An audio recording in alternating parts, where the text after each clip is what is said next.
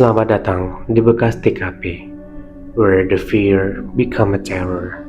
Kisah kali ini berjudul Ia Merasukiku.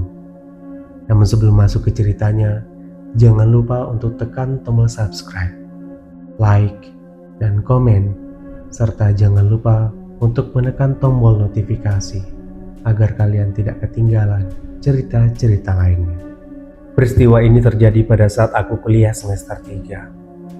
Pada saat itu, kampusku sedang membuka lowongan untuk para mahasiswi yang mau bekerja sebagai resepsionis kampus. Seorang teman memaksaku untuk memberikan surat lamaran dan berkas-berkas lain yang diperlukan.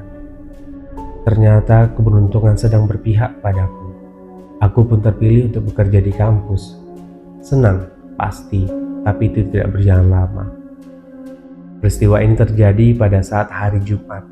Lagi-lagi hari Jumat. Seperti biasa, pihak kampus selalu mengadakan yasinan bersama untuk para staf kampus. Saat itu aku tidak ikut karena aku PMS hari pertama.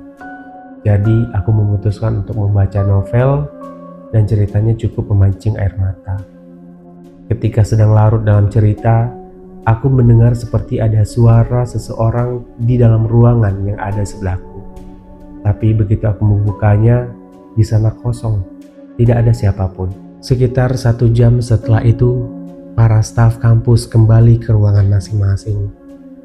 Tidak lama dari itu, seorang kurir menitipkan surat kepadaku yang ditujukan untuk pihak keuangan. Dan setelah itu, aku langsung mengantarkan suratnya kepada staf keuangan. Aku melangkah menuju ruangan staf. Anehnya, aku mendadak merasa sedih dan ingin menangis. Perasaan itu sangat kuat hingga membuatku hampir menangis. Mungkin ini karena novel yang aku baca tadi.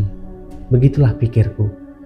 Tapi perasaan itu terus-menerus mendorongku untuk segera menangis. Dengan susah payah aku berhasil menahannya lagi. Karena saat itu hari Jumat, aku memiliki waktu 2 jam istirahat. Aku memutuskan untuk pulang. Sesampainya di rumah, aku melangkahkan kakiku menuju kamar mandi. Sesampainya di kamar mandi, tangisku mendadak pecah dan aku menangis sejadi-jadinya. Setelah merasa puas menangis, aku memutuskan untuk ikut menonton film bersama adikku. Ketika itu adikku bertanya, "Kakak habis nangis ya?" Dan pada saat itu aku ingin menjawabnya. Rasa sedih itu kembali lagi. Aku terisak tanpa bisa menjawab apapun. Tentu saja ibuku heran hingga menelpon kekasihku. Dia mengira kami sedang bertengkar hingga kekasihku pun ikut panik. Setelah lelah menangis, aku terdiam lagi dengan tatapan kosong. Tidak lama dari itu, masuklah adik dan ibuku. Dia juga heran melihatku yang bermata sembab. Dia bertanya, "Loh, matamu kenapa? Kok bengkak? Habis nangis ya?" Ketika aku ingin menjawab, aku kembali terisak sampai adik dan ibuku panik. Ibuku memiliki ide untuk membawaku ke rumah nenek-nenek yang katanya bisa ngobatin orang yang ketempelan atau kesurupan. Setelah sampai di sana, ibuku langsung menceritakan kejadian yang aku alami. Nenek itu bilang, "Anaknya cantik, rambutnya panjang dan berponi depan. Dia duduk di sebelahmu sambil menompang dagu dan juga tersenyum ke arahmu." Sontak aku langsung merinding. Setelah itu nenek itu berkata lagi, "Gak apa-apa, dia baik kok. Dia senang lihat kamu, makanya dia ikutin kamu." Ngeri gak tuh? Ada hantu suka sama aku. Tidak lama, nenek itu memberikan air putih yang sudah dibacain doa. Katanya air itu untuk aku pakai ketika mandi dan sedikit untuk diminum. Usai semua, kami pun kembali ke rumah. Setelah sampai di rumah, aku langsung kabarin pihak kampus bahwa aku tidak bisa masuk karena sakit. Sorenya, aku langsung mandi dan meminum air itu. Dan hal yang menyeramkan itu pun terjadi. Malam harinya ketika aku ingin tidur, aku merasakan seperti ada orang yang memperhatikanku. Karena merasa kesal, aku membuka mataku. Ketika aku membuka mataku, betapa terkejutnya aku dengan penampakan bayangan hitam seperti sesosok laki-laki yang berdiri di depan lemari pakaianku sambil terus melihat ke arahku. Aku terdiam tanpa melepas tatapanku dari sosok yang perlahan menghilang seperti tersapu angin. Tak lagi mengantuk, aku hanya merenung hingga pagi menjelang. Pagi harinya, adikku berkata kepadaku sebelum ia berangkat sekolah.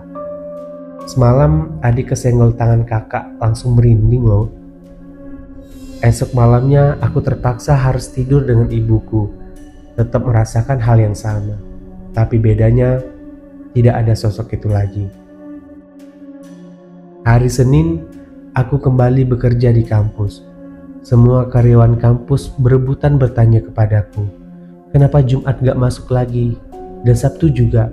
Ketika ingin cerita lagi-lagi aku menangis. Tapi kali ini aku menangis lebih histeris dari sebelumnya. Satu kampus jadi heboh karenaku. Setelah itu aku memutuskan untuk mengundurkan diri dari pekerjaan. Banyak hal aneh yang terjadi padaku di hari selanjutnya. Tentu aku masih menangis seperti biasa. Begitu juga keluarga aku yang sesekali merasa merinding ketika melakukan kontak fisik denganku. Dan di samping itu semua, yang lebih mengherankan, hampir semua pria yang berpapasan denganku selalu tersenyum kepadaku. Padahal aku sama sekali tidak tersenyum kepada mereka. Apakah itu ulah si hantu? Kurasa begitu. Lalu, kapan aku terbebas dari si hantu? Aku pun tidak tahu kapan pastinya. Tapi yang jelas, 10 hari setelah itu, tanpa sadar aku telah kembali ke diriku yang sebelumnya. Dan sepertinya si hantu sudah benar-benar pergi meninggalkanku. Hantu itu pergi tanpa sepengetahuanku, dan tanpa sadar si hantu sudah tidak lagi bersamaku. Mungkin si nenek membantuku dari kejauhan, tapi aku lebih percaya bahwa kekuatan doaku kepada Allah yang telah menyelamatkanku. Cerita ini seolah mengingatkan kita bahwa kita hidup berdampingan. Mereka hidup di dunia yang sama, namun di alam yang berbeda. Nantikan cerita-cerita lainnya hanya di Bekas TKP.